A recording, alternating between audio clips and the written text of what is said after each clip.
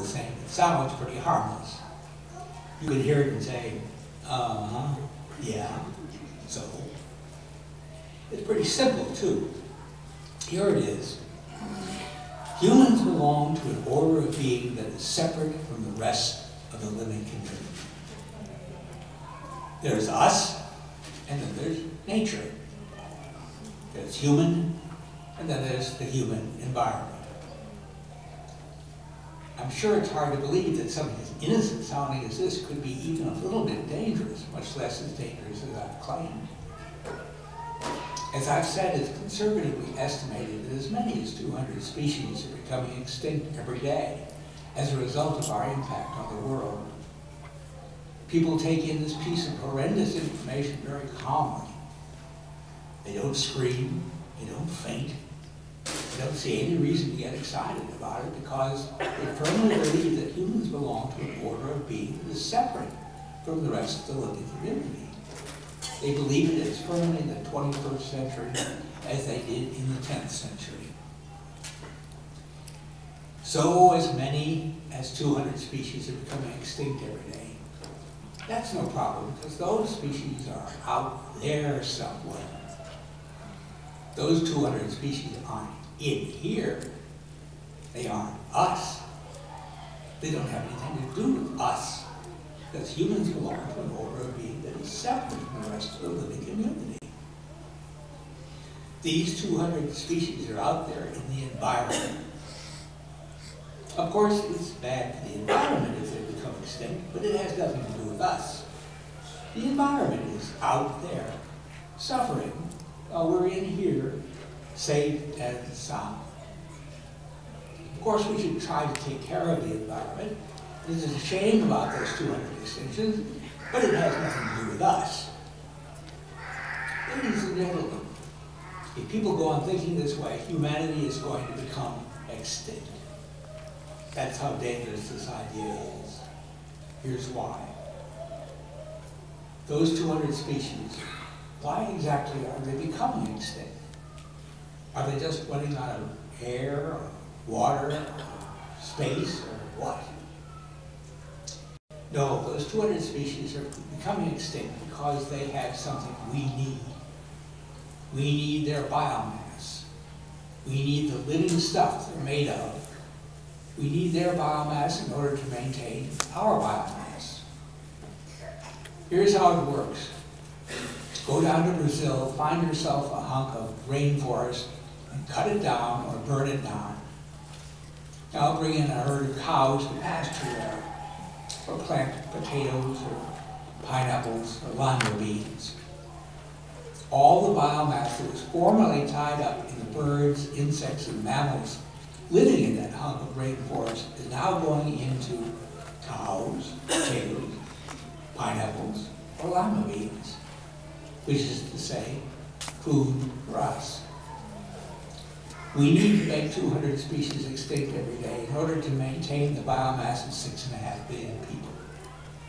It's not an accident. It's not an oversight. It's not a bit of carelessness on our part. In order to maintain our population of 6.5 billion, we need the biomass of 200 species a day. We are literally turning 200 species a day into human tissue. But all too many people, most people I'm afraid, tend to think, well, so what? Humans belong to an order of being that is separate from the rest of the living community. Since we're separate, it doesn't matter how many species we destroy, and since we're superior to them anyway, we're actually improving the world by eliminating them. We're like people living in the penthouse of a tall brick building. Every day we need 200 bricks to maintain our walls. So we go downstairs, knock 200 bricks out of the walls below, and bring them back upstairs for our own use. Every day. Every day we go downstairs and knock 200 bricks out of the walls that are holding up the building we live in. 70,000 bricks a year, year after year after year. I hope it's evident that this is not a sustainable way to maintain a brick building. One day, sooner or later, it's going to collapse, and the penthouse is going to come down along with all the rest. Making 200 species extinct every day is similarly not a sustainable way to maintain a living community. Even if we're in some sense at the top of that community, one day, sooner or later, it's going to collapse. And when it does, our being on top won't help us. We'll come down with all the rest. It would be different, of course, if 200 extinctions a day were just a temporary thing. It's not. And the reason it's not is that clever as we are, we can't increase the amount of biomass that exists on this planet. This is because we can't increase the amount of land and water that supports life. And we can't increase the amount of sunlight that falls on that land and water. We can decrease the amount of biomass that exists on this planet. For example, by making the land sterile or by poisoning the water, but we can't increase it. All we can do is shift that biomass from one bunch of species to another.